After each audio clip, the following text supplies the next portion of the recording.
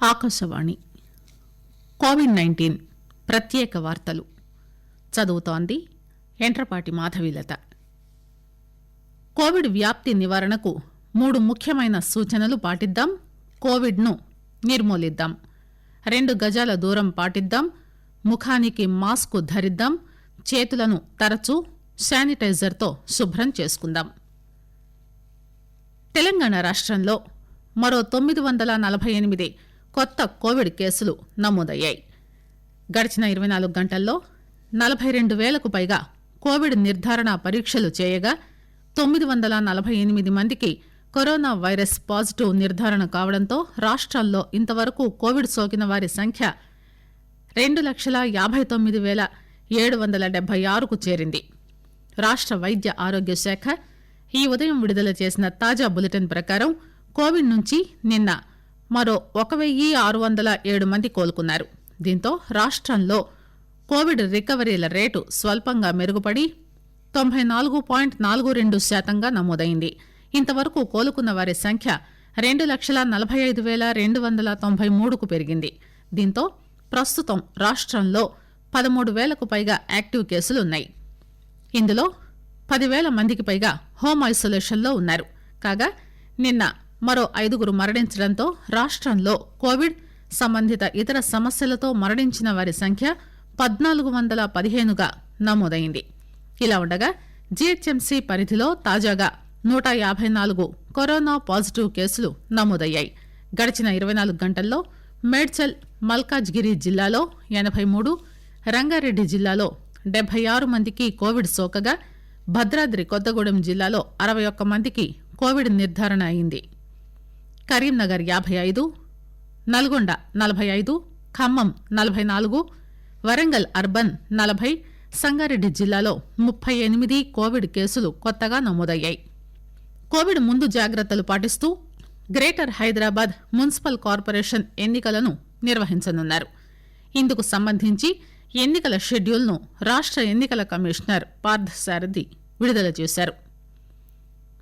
December 1న polling, 4వ తేదీన ఓట్ల లెక్కింపు నిర్వహిస్తారు.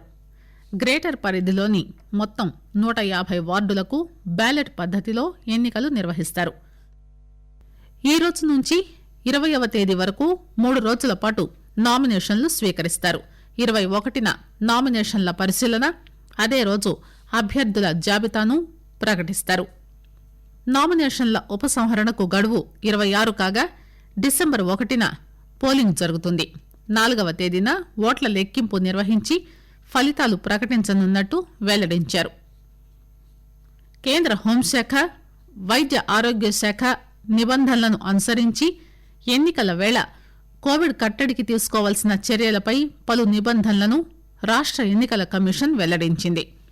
ఎన్నికల ప్రచార సమయంలో అభ్యర్థులు, పోలింగ్లో పాల్గొనే ఓటర్లు, విధులు నిర్వహించే అధికారులు పోలింగ్ బూత్లలో చేపట్టవలసిన ప్రత్యేక చర్యలపై మార్గదర్శకాలను జారీ చేశారు.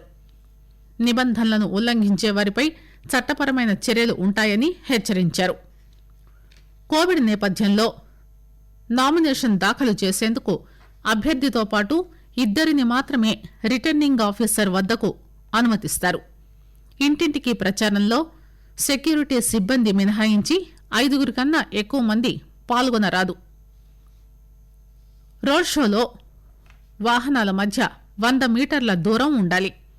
ఒకే రోజు 2 పార్టీలు రోడ్ షోలు నిర్వహిస్తే వాటి మధ్య అరగంట సమయం ఉండాలి. సభలను నిర్వహించే ప్రాంతాలను ముందస్తుగానే మార్కు చేయాలి.